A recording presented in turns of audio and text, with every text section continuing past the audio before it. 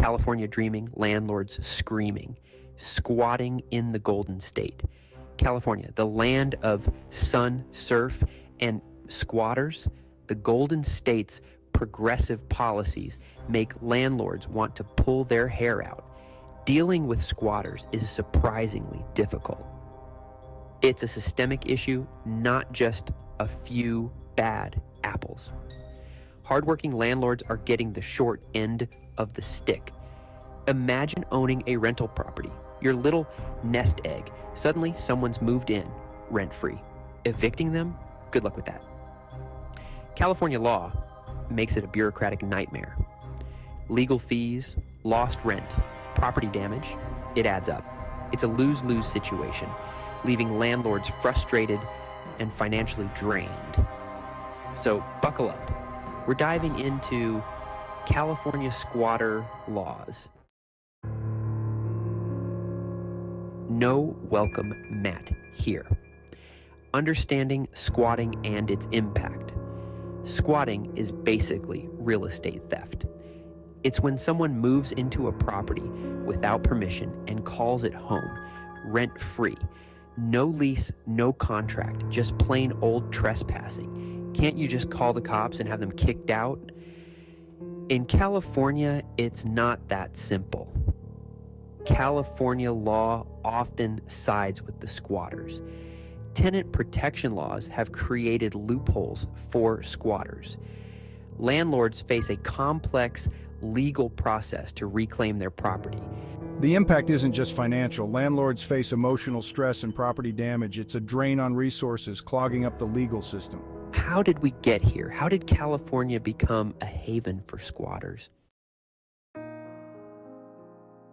From gold rush to couch crash, squatter rights and history in California. California's relationship with squatting is as old as the hills, or at least as old as the gold rush. Back then, land grabs were common, with prospectors staking claims wherever they could find gold. This finders keepers mentality, while understandable in the Wild West, has unfortunately seeped into the state's DNA, influencing its approach to property rights.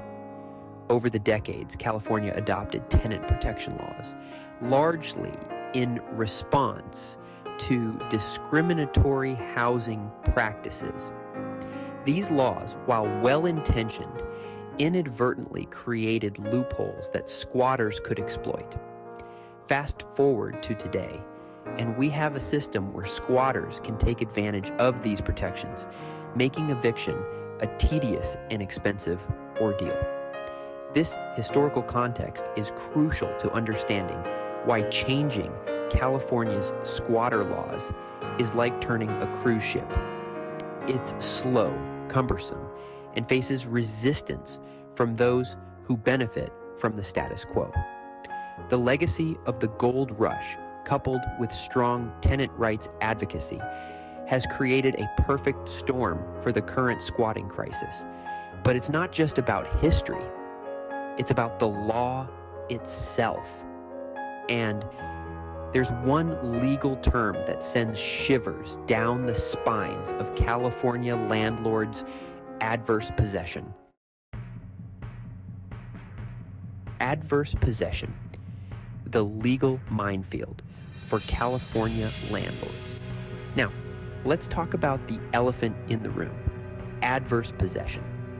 This legal doctrine, enshrined in California law, allows squatters to gain ownership of a property they've occupied illegally, if they meet certain conditions, of course. This isn't some dusty, archaic law. It's very much alive and kicking, and it's a landlord's worst nightmare. To claim adverse possession in California, squatters need to prove they've occupied the property openly and notoriously, meaning they're not hiding their presence. Continuously, meaning they haven't been coming and going sporadically. Exclusively, meaning they're acting like the sole owners, not just occasional visitors. Hostilely, meaning they're there without the owner's permission. And here's the kicker: they have to do this for at least 5 years. 5 years! That's longer than some marriages. This means a landlord could be stripped of their property simply because they didn't notice someone squatting on it for half a decade. Now, you might think, how could you not notice someone living on your property for 5 years? Well, it happens more often than you'd think, especially with vacant properties or absentee landlords.